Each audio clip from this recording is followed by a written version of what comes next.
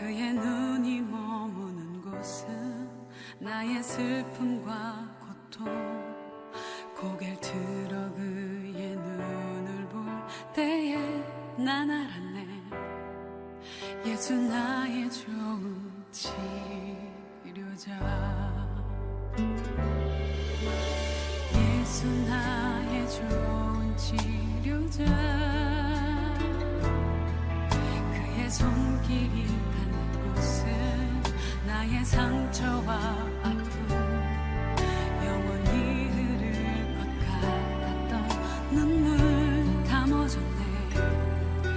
예수 나의 치료자.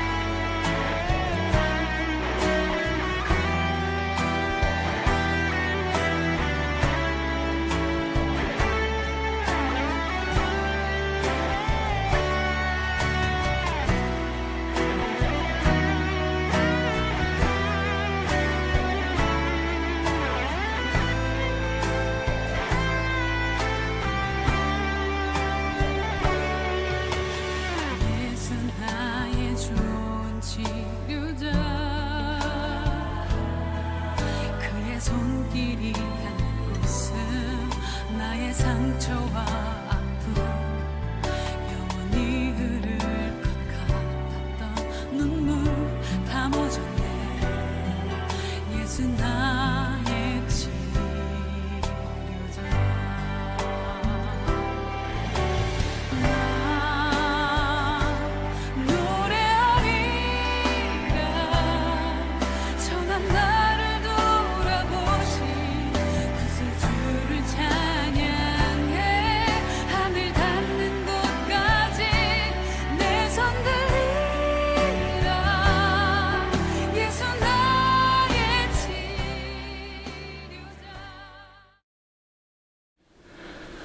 성령 찬양 연주와 함께 묵도하심으로 예배를 드리시겠습니다. 묵도하시겠습니다. 온 땅이여 여호와께 즐거이 부를지어다. 기쁨으로 여호와를 섬기며 노래하면서 그 앞에 나갈지어다. 여호와가 우리 하나님이신 줄 너희는 알지어다. 그는 우리를 지으신 자시오.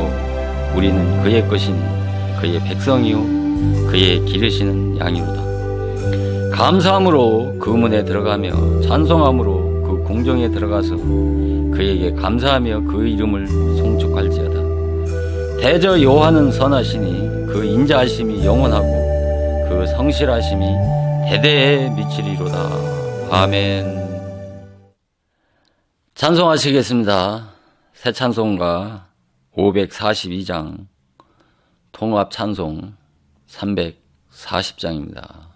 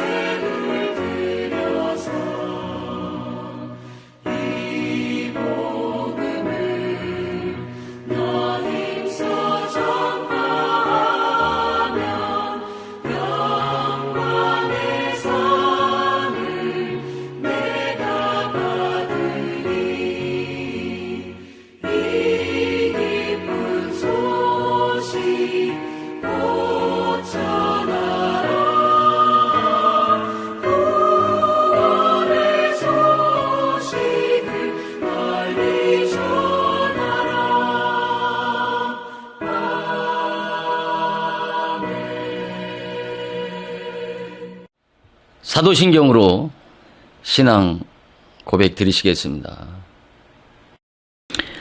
전능하사 천지를 만드신 하나님 아버지를 내가 믿사오며 그 예아들 우리 주 예수 그리스도를 믿사오니 이는 성령으로 잉태하사 동정녀 마리아에게 나시고 본디오 빌라도에게 고난을 받으사 십자가에 못 박혀 죽으시고 장사한 지 사흘 만에 죽은 자 가운데서 다시 살아나시며 하늘에 오르사 전능하신 하나님 우편에 앉아 계시다가 저희로서 산 자와 죽은 자를 심판하러 오시리라. 성령을 믿사오며 거룩한 공예와 성도가 서로 교통하는 것과 죄를 사하여 주시는 것과 몸이 다시 사는 것과 영원히 사는 것을 믿사옵나이다. 아멘. 찬송하시겠습니다. 새 찬송가 544장 통합 찬송 343장입니다.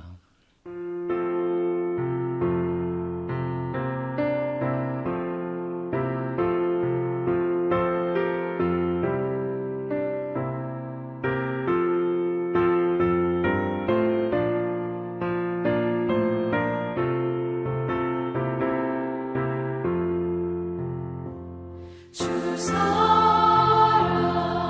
사랑하는 자 다 찬송할 때에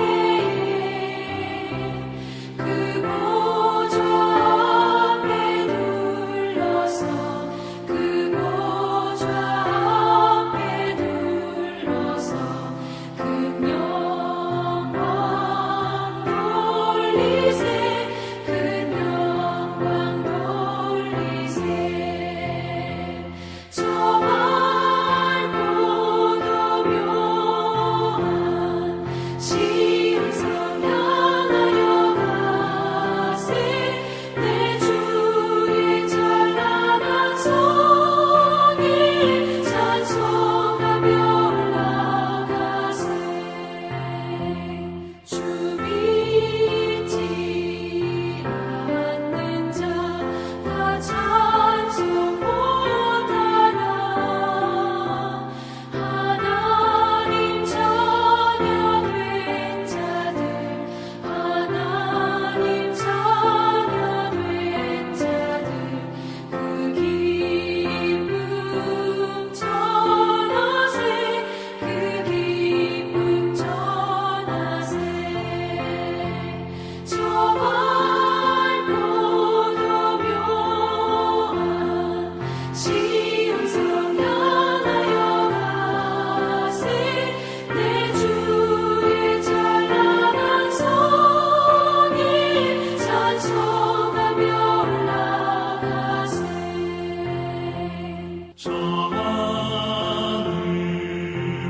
황금빛 나 올라갈 때에 시온 산 언덕 위에서 시온 산 언덕 위에서 수많은 천사들 날 인도하리라. 저 맑고도 묘한 시음성 향하여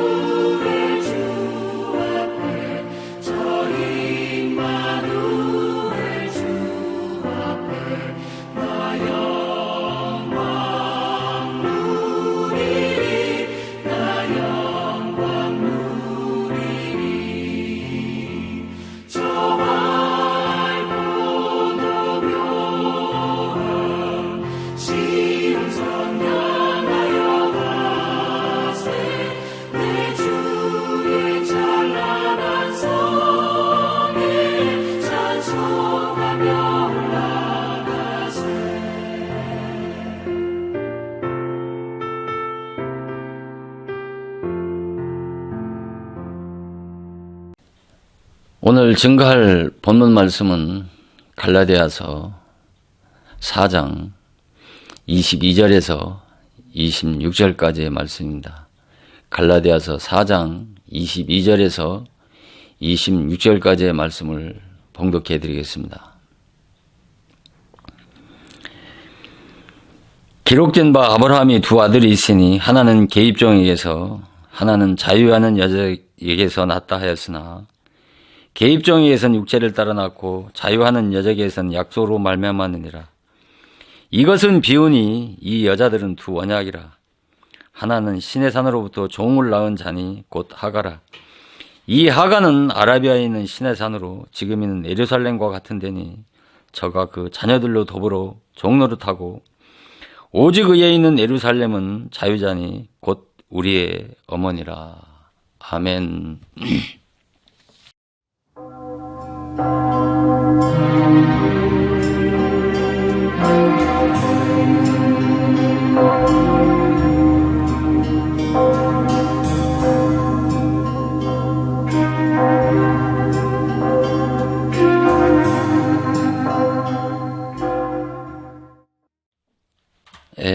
오늘 이 시간도 봉독해드린 갈라디아서 4장 22절에서 26절까지의 말씀을 통해서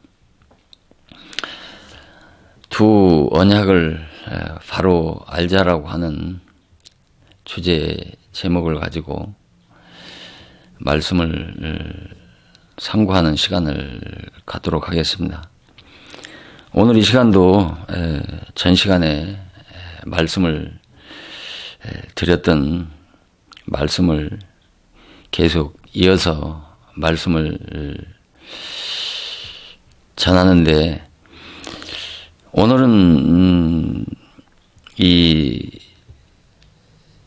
전 시간까지는 갈라디아서 4장 22절에 나오는 그 두 언약인 두 여자에 대한 말씀을 상고해 보았는데 오늘은 계시록을 통해서 말씀하시는 이 두 언약에 대한 말씀을 상고해 보는 시간을 갖도록 하겠습니다.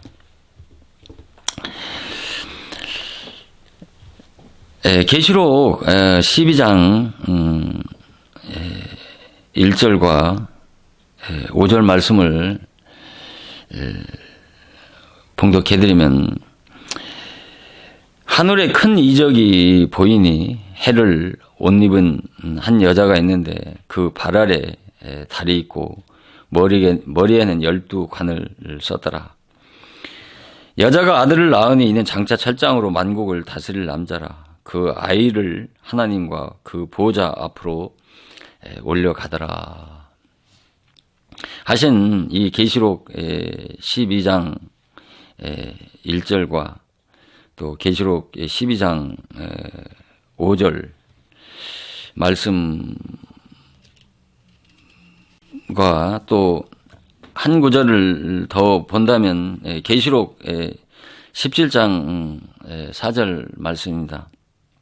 계시록 10장 4절 말씀을 보면 이 여자는 자주 빛과 붉은 옷을 입고 금과 보석과 진주로 꾸미고 손에 금잔을 가졌는데 가정한 물건과 그 음행에 더러운 것들이 가득하더라 하신 이 계시록 12장 1절 말씀과 계시록 17장에 나오는 이 17장 4절 이하의 이 말씀을 통해서 계시록 12장 1절에 바로 해를 옷 입은 여자와 여기 계시록 17장 14절에 17장 4절에서 말씀하는 이 붉은 옷 입은 이 두 여자에 대해서 오늘은 말씀을 상고해 보도록 하겠습니다.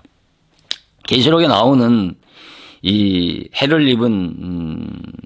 옷 입은 여자와 이 붉은 옷 입은 이 두 여자는 바로 전 시간에 말씀을 드렸던 두 언약에 대한 말씀의 그 연장선상에 있는 말씀인데, 이 두 여자 역시 해를 입은 여자는 바로 진리교회, 복음 교회를 상징한다라면, 이 붉은 옷 입은 여자는 바로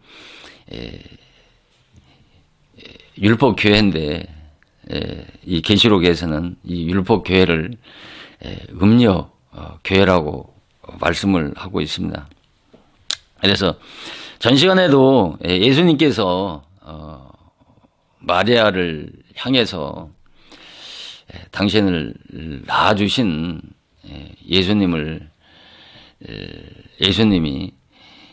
당신을 낳아준, 그러니까 예수님을 낳아준 이 마리아를 향해서 어머니라고 말하지 않고 여자라고, 왜 여자라고 하셨는지에 대한 말씀을 잠깐 상고해 보았습니다.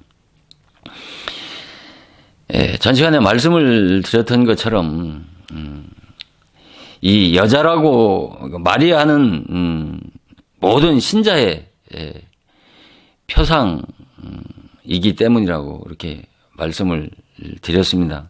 그래서 마리아는 영적으로 교회요, 또 모든 신자의 표상이 되고 그림자가 되기 때문에 예수님이 마리아에게 여자라고 한 것은, 여자는 교회고 신자의 표상이기 때문에 예수님이 마리아를 향해서 여자라고 말씀을 드린 것입니다.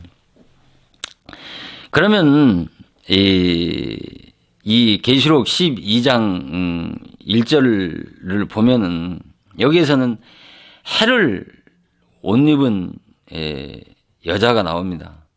그러니까 전 시간에도 말씀을 드렸지만은 여자는 그리스도 교회를 대표하는 이름이라고 말씀을 드렸고, 또 교회는 그리스도의 신부라고, 신부를 상징한다고 말씀을 드렸는데, 그래서 이 해를 입은 여자는 넓은 의미로는 신약교회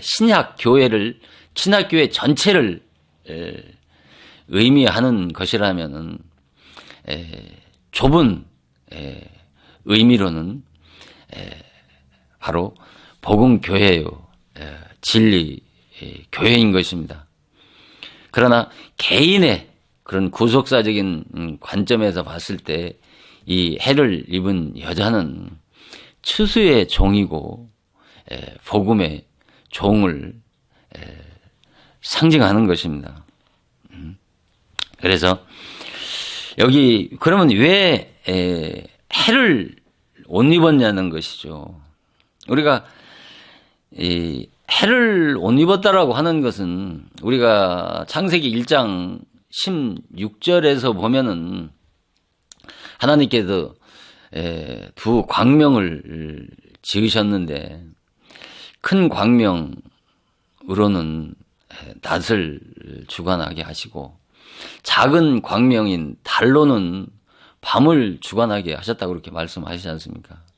그래서 이 큰 광명인 해는 바로 복음을 상징하는 것이고, 이 작은 광명, 밤을 주관하게 하는 이 달은 바로 율법을 상징하는 것입니다.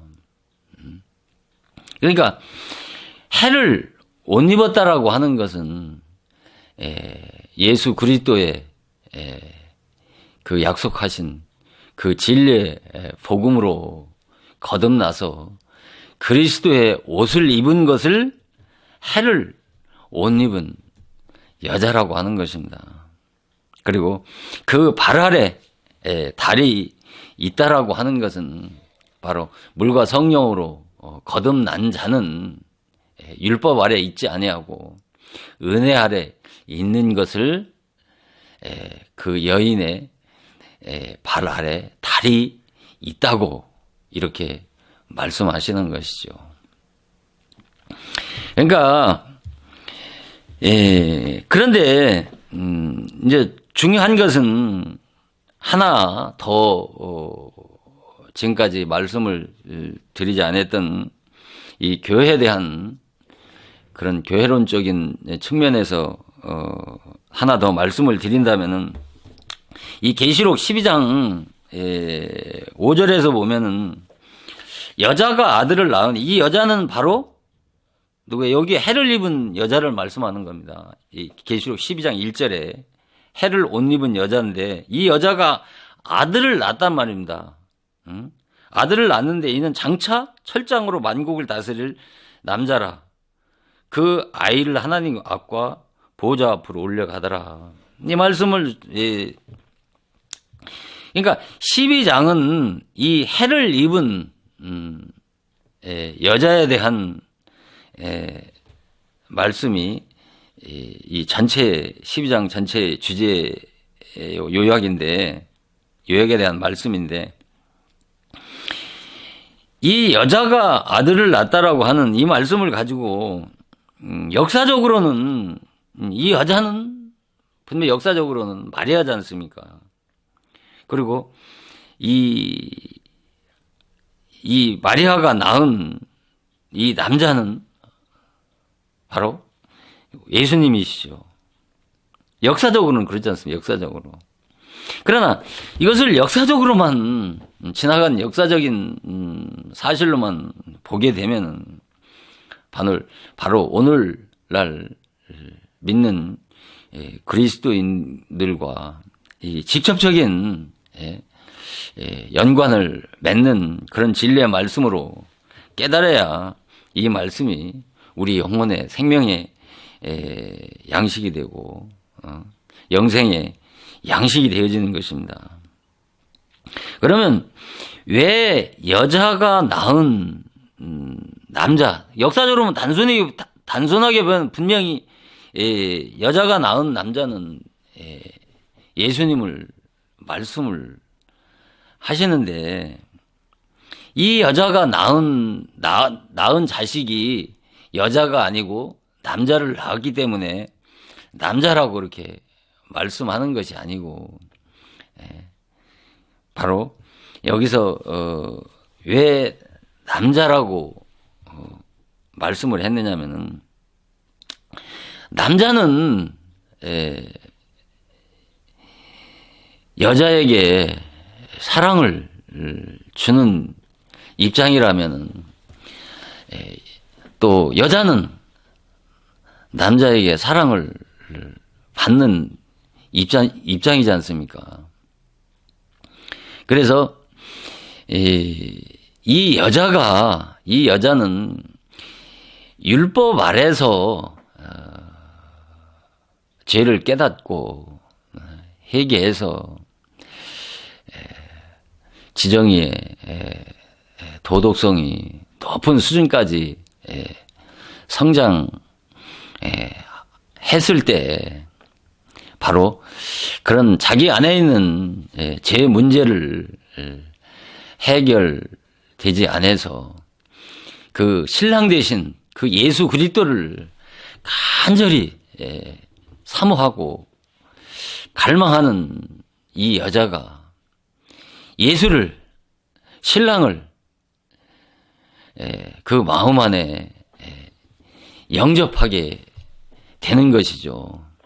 그러면 이 여자가 신랑을 마음에 모시고 영접하게 되면 여자가 아니라 뭐가 되는 거예요? 남자가 되는 것입니다. 여기 해를 입은 옷 입은 여자가 개인의 구속적인 관점에서는 추수의 종, 복음의 종이라고 이렇게 말씀했지 않습니까? 그러니까 복음으로 거듭나서 거듭나면 바로 추수의 종, 복음의 종이 돼서 종이 되게 되면은 이 신랑을 영접하기를 간절히 사모하는 자에게 뭐예요? 복음을 전하는 남자가 되는 것입니다. 추수의 종이 되는 것입니다. 그래서 여기에서 계시록 12장 15절에서는 이 여자가 아들을 낳으니 장차 철장으로 만국을 다스릴 남자라. 그 아이들과 그 아이를 하나님 앞에 그 보좌 앞으로 올려가더라고 하신 이 여자가 낳은, 해를 옷 입은 여자가 낳은 자가 바로 남자란 말입니다. 그래서 복음으로 거듭나면은 바로 다시 복음을 전하는 남자가 되어지기 때문에 바로 이 남자를 개인의 구속사적인 관점에서는 추수의 종이니 복음의 종이라고 이렇게 말씀을 하는 것입니다. 그래서 야고보서 1장 18절에도 보면은 진리의 말씀으로 우리를 낳았다고 그랬단 말이에요. 진리의 말씀으로. 그러니까 누군가가 그 진리의 말씀을 전하는, 복음을 전하는 자가 있지 않겠습니까? 그 전하는, 복음을 전했을 때에 그 추수의 종이 전하는 그 복음의 말씀을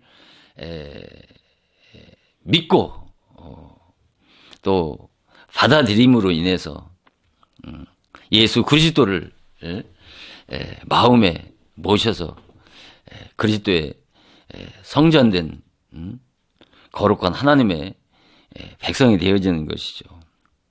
또 요한일서 5장 1절에도 보면 예수를 그리스도이심을 믿는 자는 바로 하나님께 난 자라고 이렇게 말씀을 하시지 않습니까? 고린도전서 4장 15절에는 그리스도 안에서 복음으로 너희를 낳았느니라. 사도 바울이 바로 사도 바울을 통해서 사도 바울이 전하는 그 복음을 증거함으로 인해서 사도 바울이 전한 그 복음을 받아 들인 많은 그 그리스도인들을 사도 바울은 그리스도 안에서 복음으로 너희를 낳았다고 이렇게 말씀을 하시는 것입니다. 그래서 요한복음 1장 12절 13절에도 영접하는 자, 그 이름을 믿는 자들은 하나님의 자녀가 되는 권세를 주셨으니 혈통으로나 육정으로나 사람의 뜻으로 나지 아니하고 하나님께로부터 났다라고 이렇게 말씀하시는데, 여기서 혈통으로나 육정으로나 사람의 뜻으로 나지 않았다라고 하는 이 말씀은 혈통과 육정으로 사람의 뜻으로 났다라고 하는 것은 첫 아담의 자손으로 태어난 자들을, 첫 아담의 혈통으로 태어난 우리 육체를 말하는 것이 아닙니다. 여기에서도 또 전 시간에는 말씀을 드렸던 것처럼 여기 혈통으로나 육정으로나 사람의 뜻으로 난 자들은 첫 아담의 자손으로 태어난 자들 가운데 부름 받아서 교회에 나온 자들 가운데 아직도 율법 아래 있는 자들, 아직도 예수 그리스도를 영접하지 못한 자들을 혈통으로나 육정으로 사람의 뜻으로 났다는 거예요. 이것도 율법 아래 있는 자들을 말한단 말이에요. 이런 것들을 다 어디로 포커스를 맞춰요? 세상 사람들을 포커스를 다 거기에다가 포커스를 맞추지 않습니까? 그러니까 성경이라고 하는 것은 전부 뭐예요? 교회 안에 들어와 있는 자들에게 하시는 구원의 말씀이고 영생의 말씀이고 심판의 말씀인 것입니다. 그러니까 교회 안에 들어와 있는 자들 가운데 두 부류의 신자, 하나님의 자녀가 있고 하나님의 자녀가 아닌 자가 있고, 그것을 바로 생명의 길로 가는 자가 있고 사망의 길로 가는 자가 있단 말입니다. 이 사망의 길로 가는 자들이 뭐예요? 전부 이 혈통으로나 육정으로나 사람의 뜻으로 낳았다라고 이렇게 말씀하시는 거예요. 이것을 잘 보셔야 된단 말입니다. 잘 들으셔야 된단 말입니다. 성경은 교회 밖에 있는 자들에게 하시는 말씀이 아니고 성경의 모든 말씀은 교회 안에 들어와 있는 자들에게 심판의 말씀이고 영생의 말씀이기 때문에 그런 것입니다. 믿지 않는 불신자들은 이미 멸망받을 자들로 이미 작정되어진 거예요. 아니 교회 안에 들어와 있는 자들 가운데 대다수가 생명의 길로 가지 않고 사망의 길로 가는 자들이 대다수인데 하나님은 교회에 나와 있는 자들을 향해서 하시는 말씀을 뭐 믿지 않는 불신자들에게 하실 수 있는 그런 말씀이 아니라는 것이죠. 그래서 뭐 이 해를 옷 입은 여자에 대해서는 이 정도로 말씀을 마치기로 하고, 중요한 것은 이 붉은 옷 입은 여자를 말하는 것입니다. 그러니까 계시록 17장 4절과 5절에 보면은 그 여자는 자줏빛과 붉은 옷을 입고 금과 보석과 진주로 꾸미고 손에 금잔을 가졌는데 가정한 물건과 음행의 더러운 것들이 가득하더라. 그 이마에 이름이 기록되었으니 비밀이라 큰 바벨론이라 땅의 음료들과 가정한 것들의 엄이라고 그렇게 말씀하고 있는데, 이 계시록 17장과 18장은 여기 계시록 17장 1절에 많은 무리에 앉은 큰 음녀에 받을 심판을 내게 보이리라고 말씀하는 거예요. 그러니까 계시록 17장과 18장은 바벨론의 심판에 대한 말씀이지만은 이 17장과 18장은 동일한 장이로 동일하게 연결되어지는 말씀이란 말입니다. 그래서 많은 무리에 앉은 큰 음녀에 받을 심판을 내게 보이리란 말이에요. 도대체 문자적으로 보면 이게 도대체 무슨 말씀인지 도저히 이해를 할 수가 없어요. 이 말씀을 방송을 듣는 여러분들 가운데 이 말씀을 풀어서 해석해줘도 무슨 말인지 이해를 하기가 참으로 어려운 것입니다.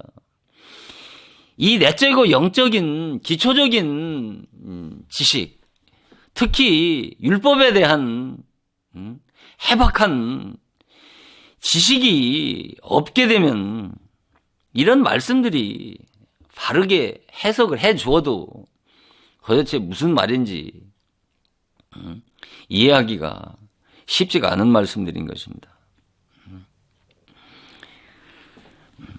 이런 세대주의 종말론자들이 이야기하는 그런 말씀과는 전혀 다른 것입니다. 그러니까 아무튼 이 붉은 옷 입은 여자는, 그러니까 아까 말씀드린 많은 무리에 앉은 큰 음녀에 받을 심판이라. 이 큰 음녀가 어디에 앉아 있다는 거예요? 많은 무리에 앉아 있단 말입니다. 음녀가 무리에 왜 앉아 있어요? 여기서 많은 무리라고 하는 것은 무슨 바다에 앉아 있다는 그런 말이 아니고, 많은 물이라고 하는 것은 여기서는 물세례를 말하는 거예요. 물세례. 이게 물세례라고 하는 것은 뭐예요? 우리가 세례라고 하는 것은 물세례가 있고 불세례가 있고 성령 세례가 있지 않습니까? 여기서 말하는 물세례라고 하는 것은 바로 죄인을 해결시키는 세례 요한의 회개의 세례를 말하는 거예요. 그러니까 세례 요한의 회개의 세례 아래 있는 자들은 누가 주관하고 있는 거예요? 이 큰 음녀가 이 물세례 아래 있는 자들을 전부 주관하고 주장하고 있단 말입니다. 이런 말씀들을 이해하기 위해서는 사탄론을 바로 깨닫지 못하면 이러한 말들은 이해하기가 참으로 어려운 말씀들입니다. 그리고 또 이런 말씀을 전하는 데 있어서 제가 말씀을 제한적으로 전할 수밖에 없는 것이 왜 그러냐면 이 어려운 말씀들을 자칫 잘못 전해서 어떤 부분적으로 듣고 오해하게 되면은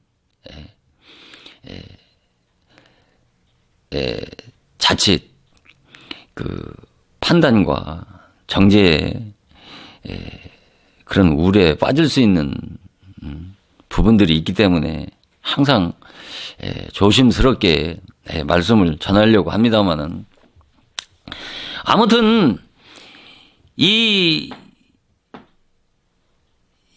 붉은 옷을 입은 여자라고 하는 것은 바로 이 붉은 옷 입은 여자라고 하는 것은 바로 율법 교회를 상징하는 것입니다. 아까 해를 입은 여자는 진리 교회고 바로 이 붉은 옷 입은 여자는 바로 율법 교회인데 이 지상에 우리가 살고 있는 이 지상 위에 수많은 교회들이 있는데 바로 이와 같이 해를 입은 진리 교회와 또 붉은 옷 입은 율법 교회 두 종류의 교회와 두 종류의 신자로 나누어지는 것입니다. 그러니까 두 부류의 신자가 이 교회 안에 공존하면서 예수의 이름으로 신앙생활을 하고 있는 것입니다. 그래서 왜 계시록이 이렇게 중요하냐면은 이 계시록은 성경 전체의 주제고 요약인 것입니다. 자, 이 붉은 옷 입은 여자는 창세기부터 시작되어지는 거예요. 자,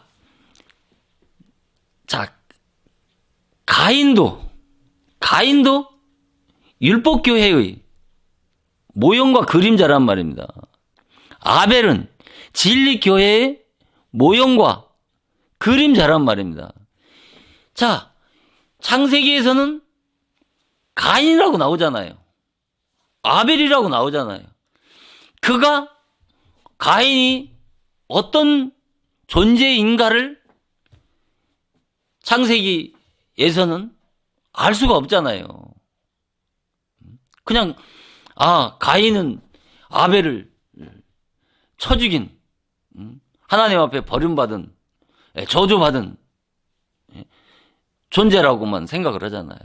왜 가인이 아벨을 쳐 죽였느냐 말입니다. 최초의 살인이잖아요. 여기서부터 율법교회와 진리교회가 출발되어지고 거기서부터 영적인 전쟁이 출발되어지는 것이죠.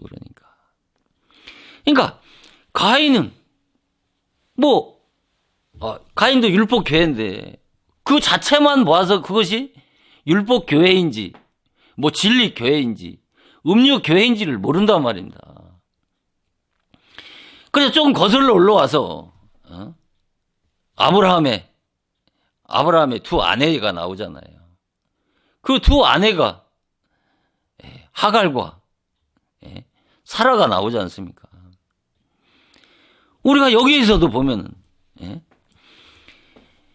우리가 성경을 오해하게 되면은 아브라함이 하나님의 말씀을 순종하지 못함으로 인해서 하나님의 약속을 기다리지 못함으로 인내하지 못하고 그 여종을 취해서 낳은 그 이스마엘로 인해서 그 이스마엘 후손들과 가인의 후손이 그 후손 두 후손으로 인해서 인류의 불행한 전쟁 역사가 되어진 것이 아브라함의 잘못이라고 그렇게 성경을 오해도 합니다만은 그건 역사적인 관점으로 그렇게 볼 수 있을지 모르지만은 그것은 역사적인 지나간 과거사고 현재 우리의 영혼의 생명의 양식과 진리가 되어질 수가 없는 것이죠. 그것은 세상 사람도 다 아는 것이에요. 중고등학교 때 그런 역사책을 통해서도 다 배우는 역사적인 사건들 아닙니까? 그것은 역사적인 이야기지 기독교의 생명의 진리는 되어질 수 없는 것이죠. 그러니까 그래서 그것을 이 하갈도 율법교회고 사라는 진리교회란 말입니다. 거기에서도 조금 더 구체적인 성경의 그 아브라함의 기사를 보면은 그 가인 그러니까 하갈에게서 난 그 이스마엘과 사라에게서 난 그 이삭과의 싸움이 있는 것으로 말씀하시지만서도 그 율법 교회에 대한 말씀을 그렇게 상세하게 읽을 수가 없지 않습니까? 그래서 신약으로 나오잖아요. 그러니까 구약은 신약의 모형이고 그림자라고 그러지 않습니까? 구약은 신약의 모형과 그림자고 표상이라고 하는 것은 구약은 실체가 아니란 말입니다. 그림자일 뿐이지. 그 실체가 되고 진리가 되는 것은 신약이기 때문에 그 구약의 말씀을 통해서는 그 말씀이 그 실체를 깨달을 수 없기 때문에 바로 신약의 말씀을 통해서 더 명확하게 그 기독교의 그 생명의 진리가 명확하게 드러나는 곳은 신약이란 말입니다. 그래서 이 가인 아벨 또 하갈 교회와 또 이 사라 이 교회를 통해서 난 자들에 대한 말씀이 갈라디아서 4장 22절에서 23절에 더 명확하게 나오지 않습니까? 그래서 하갈을 통해서 난 아들은 이스마엘인데 그 이스마엘은 아들이 아니고 종이라고 말씀하면서 종은 하나님의 기업을 받을 수 없다라고 그렇게 말씀하시고 계시잖아요. 그러나 사라를 통해서 난 이삭은 아들이고 그에게만 하나님의 유업을 받을 수 있다라고 하는 것은 종은 이스마엘은 구원받을 수 없는 것이고 아들인 이삭만이 구원의 반열에 들어갈 수 있다라고 하는 말씀들을 지금까지 논의 말씀을 드렸습니다만은 이 계시록을 통해서 보면은 더 이 율법 교회가 어떤 교회인지를 명확하게 드러나는 것입니다. 밝히고 있는 것이에요. 그러니까 이 붉은 옷 입은 이 여자는 바로 구약 교회를 대표하는 구약 율법 교회를 상징하는데 이 계시록에서는 바로 붉은 옷을 입은 여자로 비유해서 말씀하시는데 이 붉은 옷 입은 여자는 율법 교회인데 이 여자는 자줏빛 붉은 옷을 입었다 그렇게 말씀하시잖아요. 아니 단순하게 다른 말씀에서들은 단순하게 그냥 여자로 표현하고 계신데 여기서는 이 여자에 대해서 여자가 어떤 존재인가를 그리고 율법교회는 어떤 교회인지를 정확하게 말씀을 한단 말입니다. 이게 이 계시록이라고 하는 것은 22장밖에 안 되지 않습니까? 이 짧은 말씀 속에서 이 붉은 옷 입은 여자인 이 율법 교회에 대해서 2장을 할애를 하잖아요. 얼마나 중요하면 중요할 수밖에 없는 것이죠. 이것을 못 깨달으면 이것을 자세하게 명확하게 알지 못하면 내가 지금 어느 교회 어떤 주의 종 밑에서 어떤 말씀을 듣고 내 영혼이 그 종을 통해서 주는 그 양식이 내 영혼을 살리는 양식인지 죽이는 양식인지 죽이는 양식을 먹고 있는지 이것을 알아야 될 것 아닙니까? 이 땅에 예수의 이름으로 교회를 세우고 그 교회에서 선포하는 말씀은 다 진리라고 그러지 않습니까? 그리고 그 말씀을 통해서 다 그 나름대로 영혼을 살리는 하나님의 중대한 사역을 위해서 물신양면으로 헌신하고 희생한다라고 얼마나 많은 자부심을 가지고 있습니까? 그런데 성경은 어떻게 말씀하시는 걸 보시라니까요. 이 붉은 옷 입은 율법교회는 이 지구상에 단 한 교회도 없지 않습니까? 누가 내 교회가 내가 소속된 교회가 율법교회고 율법의 종이고 그 율법의 종의 입에서 나오는 소리가 양들의 영혼을 죽인다라고 하는 주의 종이 단 한 사람이나 있습니까? 내가 소속되어 있는 교회가 이 같은 교회라고 생각하는 사람은 누가 있습니까? 그럼 이게 얼마나 중요하냔 말입니다. 알아도 되고 몰라도 됩니까? 그런데 하도 알아듣지를 못한다니까요. 아무리 증거해도 뭔 소리 하는 건지. 이런 붉은 옷 입은 율법교회는 기독교 이방인이라고 생각한다. 기독교 이단들의 얘기라고 생각한다니까. 안 그렇다니까요. 가장 정통이고 가장 보수라고 하는 이 현대 기독교 안에 전부 적용되어질 수 있는 말씀들이라니까요.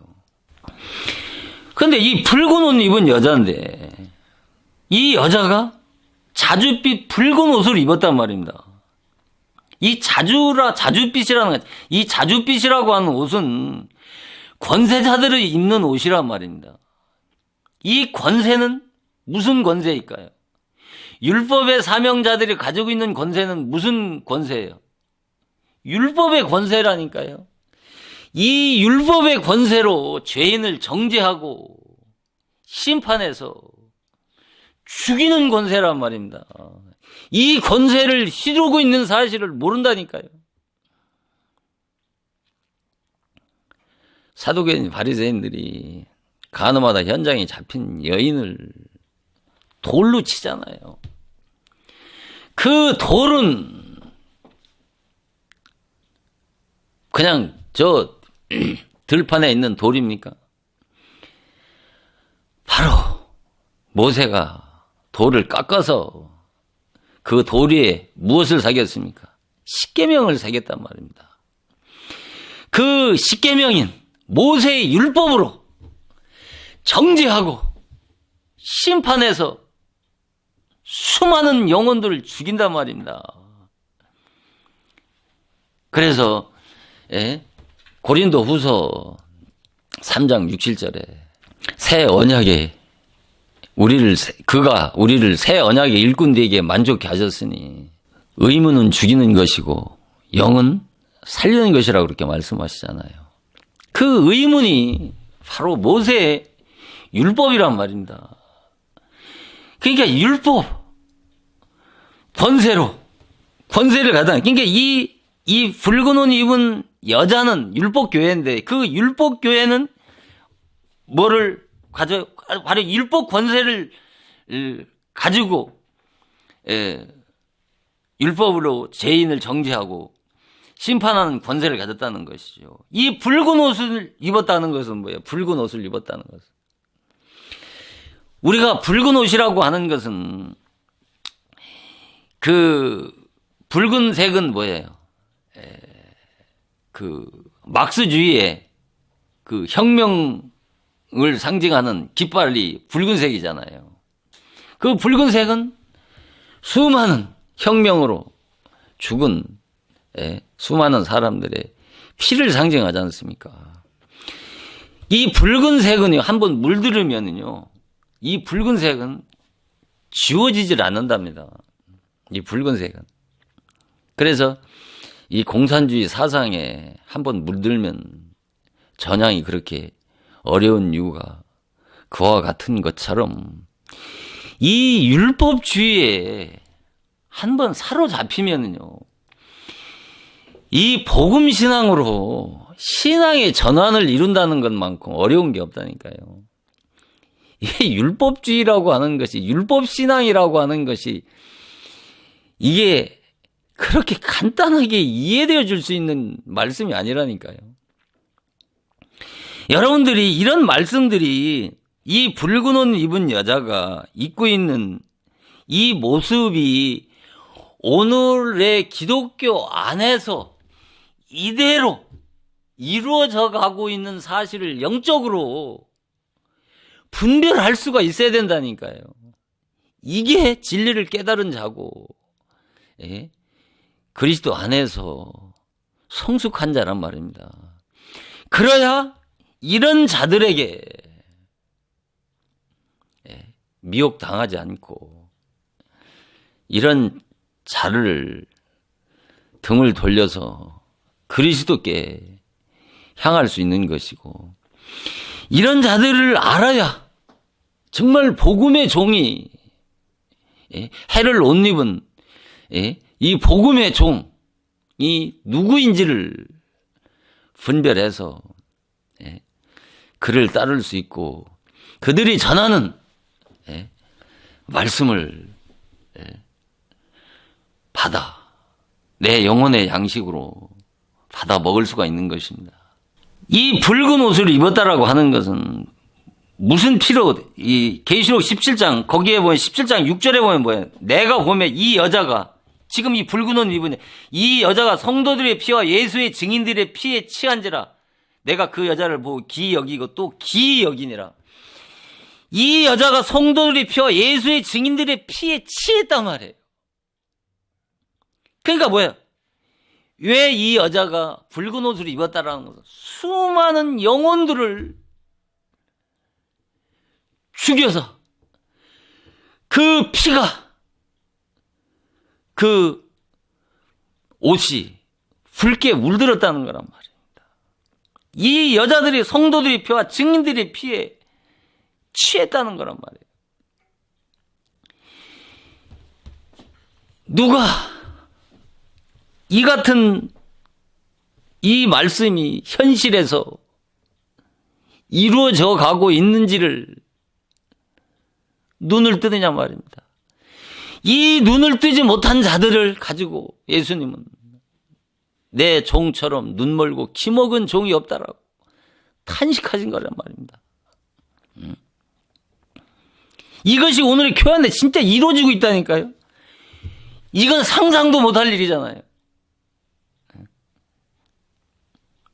이것은 미래의 역사에 이루어질 일이 아니라 지금 이루어져 가고 있단 말입니다. 그런데 그 붉은 옷을 입고 뭘 꾸며요? 금과 보석과 진주로 꾸미고, 금과 보석과 진주로 꾸민다는 것은 뭐예요? 세상 영화와 사치로 빠져 산다는 거예요. 그들이 금과 보석과 진주는 세상에서 세상 사람들이 가장 좋아하는 거잖아요. 세상에서 최고의 가치지 않습니까? 그것을 몸에 휘두르고 산다는 거예요. 이것을 오늘의 이런 거짓 선지자들, 싹군, 이 붉은 옷 입은 여자 교회, 이 율법 교회 안에 있는 이 거짓 율법의 종들의 모습을 통해서 이들이 금과 보석과 진주로 꾸미고 있다고 하는 것을 분별할 수 있으란 말입니다. 그런데 어떻게 거듭나지 못한 육신에 속한 자들은 이런 금은 보석과 진주로 꾸민 것을 보고 다 따라간다니까요. 손에 금잔을 가졌다. 또 손에 또 금잔을 가졌다네. 그 금잔 속에 뭐예요? 가증한 물건과 음행의 더러운 것들이 가득하단 말이에요. 도대체 이건 또 뭐예요? 손에 금잔을 가졌는데. 플라스틱 컵에다가 커피 한 잔만 타줘도 감사한데. 이 금잔에다가 포도주를 주는데 마다할 사람이 누가 있겠습니까? 전부 분별하지 못하는 어린 영혼들은 거기에 미혹당하지 않을 인생이 어디 있겠냔 말이에요. 정말 이 금잔에 이 음행이 더러운 것인데 이것을 정말 주님의 참 포도주인 양, 주님이 주신 진리의 생명의 포도주인 양,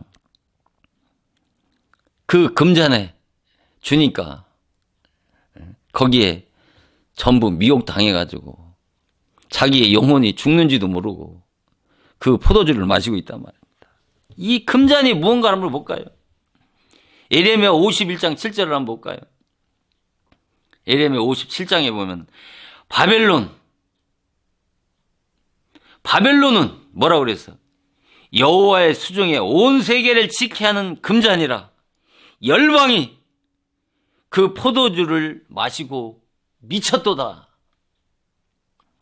성경에서 열방은 좋은 의미가 아닌 거예요.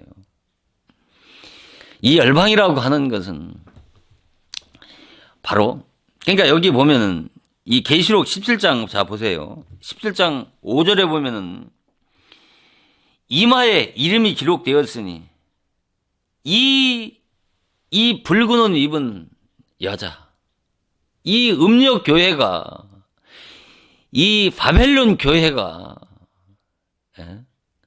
이 율법 교회가, 이 땅의 음녀가 얼마나 중요했으면 구구절절히 17장과 18장에 구구절절히 주의 말씀으로 이같이 크게 비중을 두고 계시록에서 한 여자에 대한 한 말씀을 가지고 이렇게 두 장씩이나 화려해서 하시는 말씀이 없단 말입니다. 그만큼 중요하다는 것이죠. 여기서 보면 17장 5절에 그 이마에 기록되었으니, 이 여자의 이마에 이름이 기록되어 있다는 거예요. 그런데 뭐라고요? 비밀이란 말입니다. 비밀. 이 비밀을 어떻게 알아요?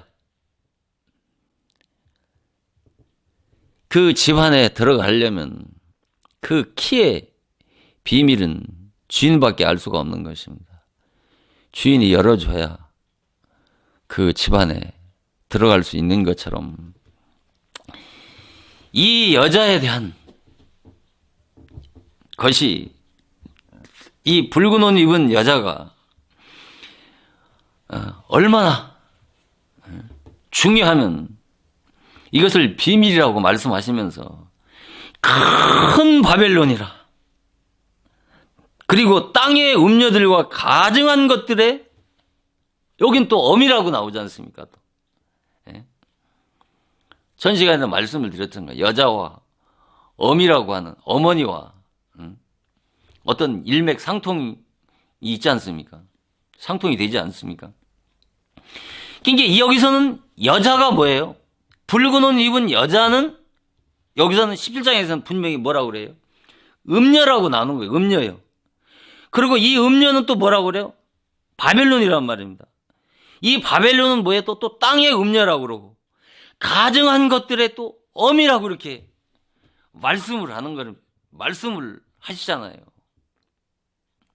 여자나 음녀나 큰 바벨론이나 땅의 음녀나 가증한 것들의 엄이나 똑같이 같은 일맥상통하는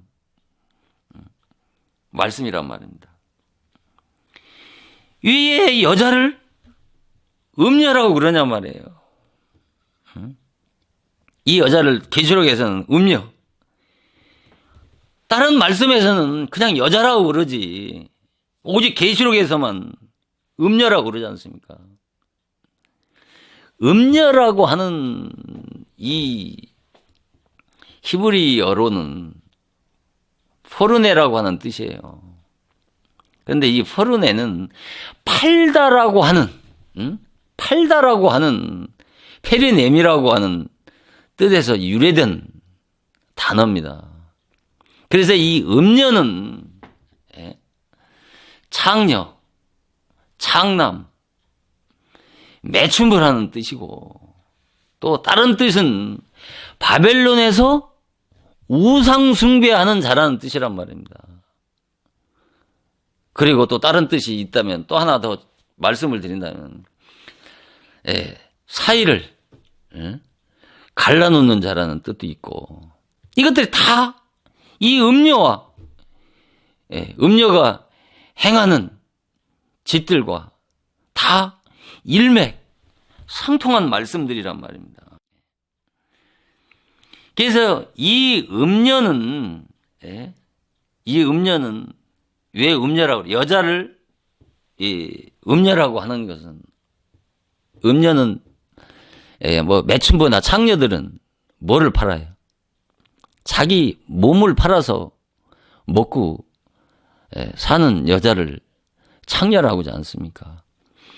그런 창녀 얘기가 아니잖아요. 그런 매춘부 얘기를 하는 게 아니잖아요. 오늘날 지도자들이 바로 이런 영적인 창녀와 음녀와 같은 짓을 하고 있는 것을 비유해서 그렇게 말씀하시는 거란 말입니다. 내 자신이 영적인 음녀고 창녀라고 생각하는 사람이 한 사람도 없을 거 아니겠습니까? 내가 주를 위해서 이렇게 헌신하고 충성하고 먹을 것, 입을 것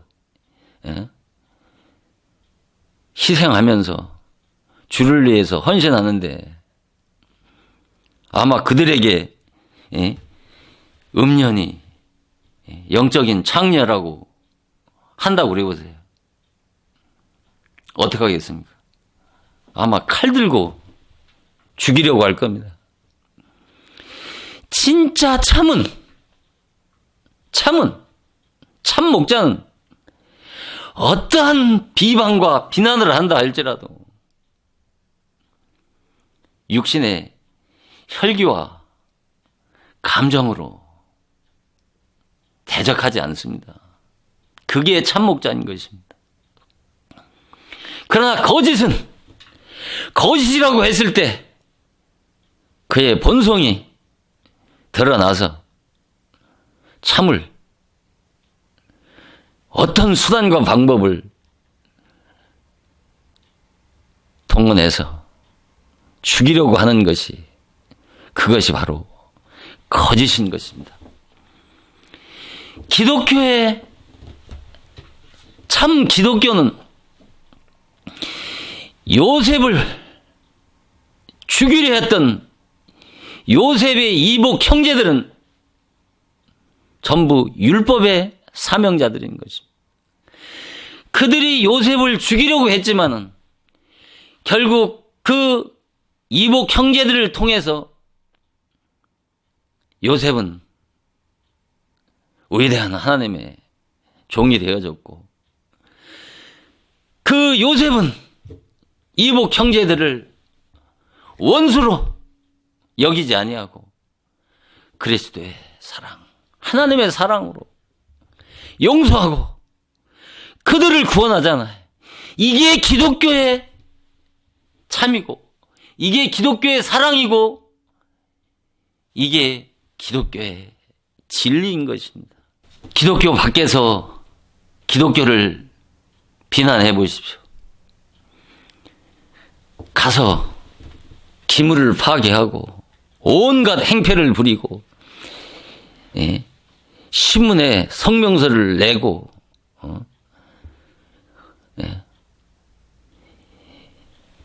이것은 이슬람 집단 종교와 다를 게 뭐가 있습니까? 그들의 신을 모독했다고 폭탄으로 무장해서 폭탄 자살을 하잖아요. 이게 바로 종교라는 거예요. 이게 거짓이라니까요. 참 생명의 종교는 그런 짓을 할 수가 없어요. 하지도 않는다니까요. 그러니까 12사도들이 예수님이 다 순교해서 죽은 거예요. 그들이 순교하면서 바라 그랬습니까? 유명한 야곱의 일화가 있습니다. 야곱이 순교할 때 간수들이 양쪽에 그 야곱을 끌고 사형장으로 끌고 가는데, 그 끌려가는 그 야곱의 그 얼굴에서 죽음이라고 하는 두려움이라고 하는 것은 티끌 먼지만큼 찾아볼 수 없다라는 거죠. 거기에 감동이 돼서 그들도 함께 예수를 믿겠다고 사형장의 이슬로 사라졌다라는 유명한 일화가 있지 않습니까? 다 왜 순교했습니까? 왜 죽이냐고 그들과 싸우면서 너 죽고 나 죽자고 했습니까? 그건 기독교가 아닌 거예요. 이 여자는 바로 율법교회고, 또 음녀는 또 음녀교회고, 큰 바벨론은 바벨론 교회란 말입니다. 음녀는 개인적으로 보면은 율법의 종들, 율법의 사명자들을 음녀라고 그러고, 또 음녀교회라고 그러고, 이 율법적 기독교계 전체를 말할 때는 바벨론 교회라고 그러는 거예요. 율법적 기독교계 전체를 큰 바벨론 성이다, 큰 바벨론 교회라고 말하는 것입니다. 이 땅의 음녀들은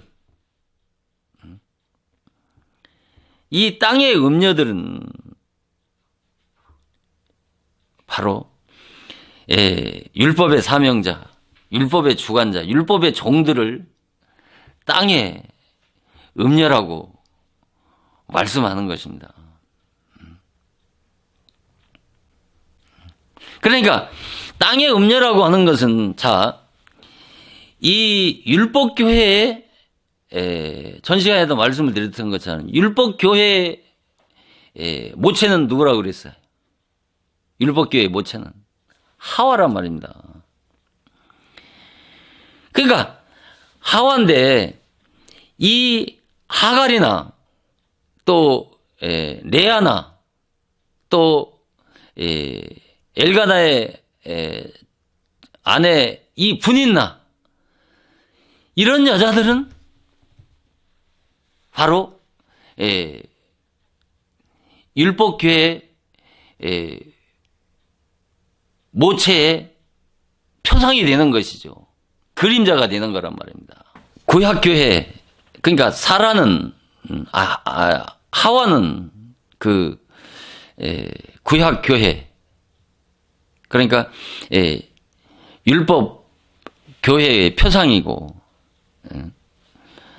신약의 마리아는, 신약의 진리 교회의 표상이 되는 것이죠. 그래서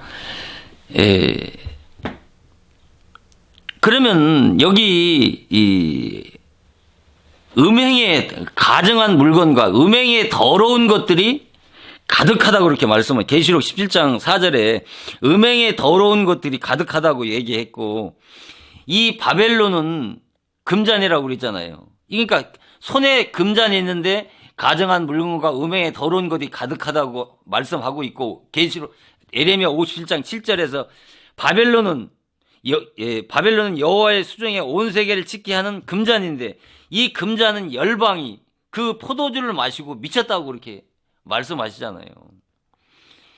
열방이 바로 큰 바벨론이고 이것이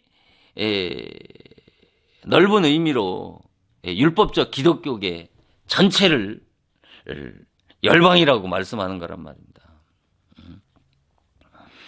그래서 이 열방이 그 포도주를 마시고 미쳤다라고 하는 것은 이 포도주는 하나님의 진노의 포도주란 말입니다. 이 진노의 포도주를 바로 뭐라고 하냐면은 육체에 속한 율법을 바로 진로의 포도주라고 하는 것이란 말입니다. 그러니까 율법의 말씀이죠. 이런 말씀들을 이해하기 위해서는 많은 성경에 해박한 지식이 없이는 도저히 이해가 가지 않는 말씀들이 율법이라고 하는 것이 뭔지도 모르는 사람들에게 그 율법이라고 하는 것을 다른 데서는 율법이라고 그러지만은 이 계시록에서는 이 진노의 그러니까 음행의 더러운 것들로 인해서 열방이 이 포도주를 마시고 다 미쳤다고 그러잖아요. 이것을 오늘의 현실 기독교계 안에서 그대로 실현되어지고 응해지고 있는 사실을 깨달아야 되는 것입니다. 그래서 그러면 마지막으로 한 말씀만 더 드린다면 이 음료 이 음료에 대해서 잠언서 7장에 6, 7장에 나와 있는 말씀을 조금만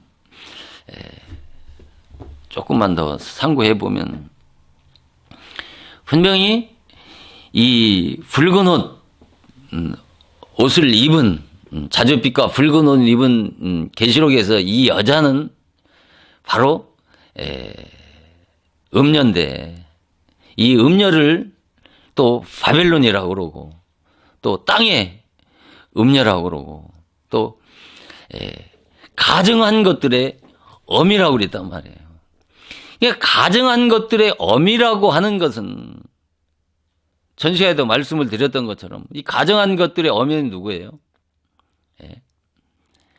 바로 구약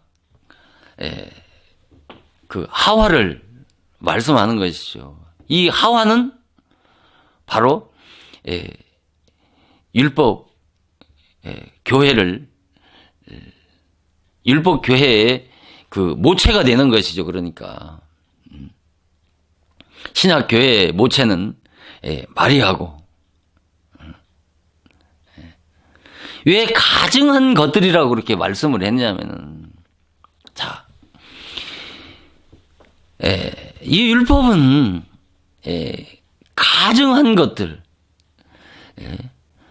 가정, 그 금잔에 가증한 것들이라는 거예요. 그러니까 그 포도주가 그 열방이 그 포도를 주고 마시고 미쳤다고 한 그 포도주는 육체에 속한 율법을 말씀하는데 왜 가증한 것들의 엄이라고 말씀을 하냐면은 율법은 사랑도 없고 또 진리도 아니면서 이웃사랑, 하나님의 사랑을 이야기하기 때문에 대부분의 이 율법과 복음을 혼돈한단 말입니다. 오늘날 교회에서 사랑 얘기하지만은 어떤 육신의 조그만한 이해관계만 부닥쳐도 원수같이 터부시하고 정죄하고 심판하고 서로 죽이려고 악이 다투면서 싸우지 않습니까? 그게 사랑입니까? 하나님의 사랑입니까? 왜 가정한 것들이 엄이라고 그랬냐면 율법은 생명이 없는 것입니다. 생명이 없으면서 왜 생명이 없느냐? 율법은 정죄하고 심판하고 죽이는 사망의 법이기 때문에 그런 것입니다. 죄인을 고소하고 고발하고 정죄하는 사망의 법이기 때문에 거기에는 생명이 없는 것입니다. 복음에만 생명이 있는 것입니다. 진리의 복음, 그리스도 안에만 생명이 있단 말입니다. 그러니까 하와는 바로 가정한 것들의 어미가 되는 것이죠. 생명이 없으면서 생명이 있는 채 가르치고 속이고 있기 때문에 가정한 것들의 어미가 되어진다는 것이죠. 가정한 것들의 어미에 속한 레아 교회나 하갈 교회나 분이나 교회와 같은 이 땅의 음녀들, 음녀 교회들이 다 가증하다라고 싸잡아서 말씀하시는 것이죠. 그러니까 그래서 이 갈라디아서 이 6장 26절에 보면 음녀는 바로 기이한 생명을 다 사냥한단 말입니다. 이 음녀가 율법 교회에서 율법의 종들이 가정한 것들의 어미가 바로 이 귀한 생명을 사냥한다고 그렇게 말씀하시잖아요. 그래서 잠언서 7장 5절에 그리하면 이것이 너희를 지켜서 너희를 지키라는 거예요. 뭘 지켜? 너희 자신을 지키라는 거예요. 뭐에서? 음녀에게서 너희를 지키라는 거예요. 그 음녀가 말로 호리는 이방 계집에게 빠지지 않게 하라는 거예요. 이 이방 계집은 음녀를 말하는 거예요. 뭘로 호려요? 말로 호린다니까요. 말로. 이 호리다라고 하는 단어는 히브리어로 무당이라고 하는 단어에서 유래된 단어예요. 무당. 뭘로? 바로 울리고 웃기는 소리, 잘 먹고 잘 사는 이 기복신앙을 영적으로 무당이라고 하는 거예요. 무속신앙이란 말입니다. 그래서 이 호린다라고 하는 것은 말로 호린단 말이에요. 말로. 그런데 이 말로 미혹에 빠지고 미혹당하는 자들이 누구냐면 7장 7절에는 어리석고 지혜 없는 어린 아이들이 다 빠지는 거예요. 그러니까요. 그래서 에베소 4장 14절에 내가 이제부터 어린 아이가 되지 아니하려니 간사한 유혹가. 그러면서 그 다음 구절이 뭐냐면은 모든 교훈의 풍조에 밀려 요동치 않게 하려 함이라. 모든 교훈의 풍조에. 이 교훈을 알아내. 이 다음 구절이 뭐냐. 7장 21절에 보면 여러 가지 고운 말로 혹하게 하며 입술에 호리는 말로 깨고 입술에 호리는 고운 말로 혹하게 하고 입술에 호리는 말로 깬다니까. 전부 말로 꼬인다니까요. 무슨 말로 꼬이냐 말이에요. 무슨 말. 이 고운 말이라고 하는 이 고운 말이 뜻이 뭐냐면 원어에는 교훈이라는 뜻이라니까. 교훈의 메시지. 종교적인 교훈, 세상사 교훈, 철학적인 교훈, 윤리적이고 도덕적인 교훈. 이것을 통틀어서 율법의 교훈이라고 그러는 거란 말입니다. 이 교훈이 어디서 왔느냐 하면 디다스 칼리아라고 하는 단어인데, 이 디다스 칼리아는 어린아이 선생이라고 하는 디다스 칼로스에서 온 단어란 말입니다.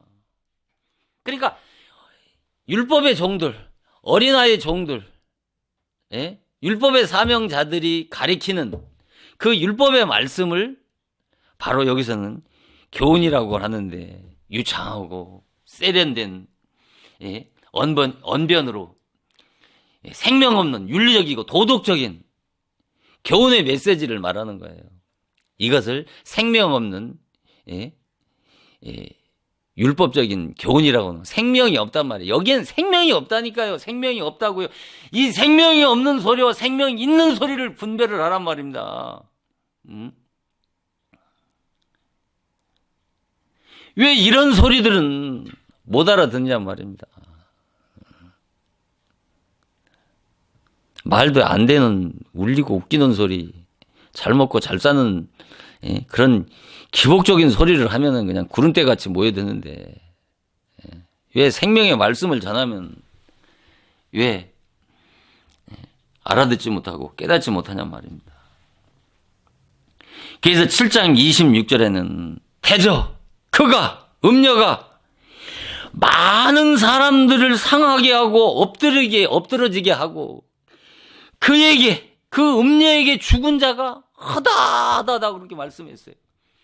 허다하다라고 하는 말은 원어에 뭐냐면 나춤이라고 하는 단어인데, 수를 헤아릴 수 없는 사람이 이 음녀에게서 다 죽는단 말이에요.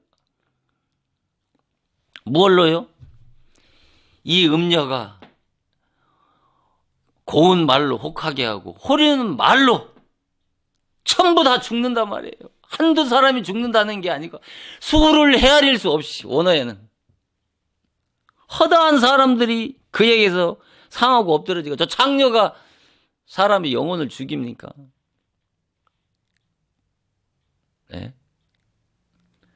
그러니까 아까도 말씀드렸듯이 이 음녀는 포르네인데, 팔다라고 하는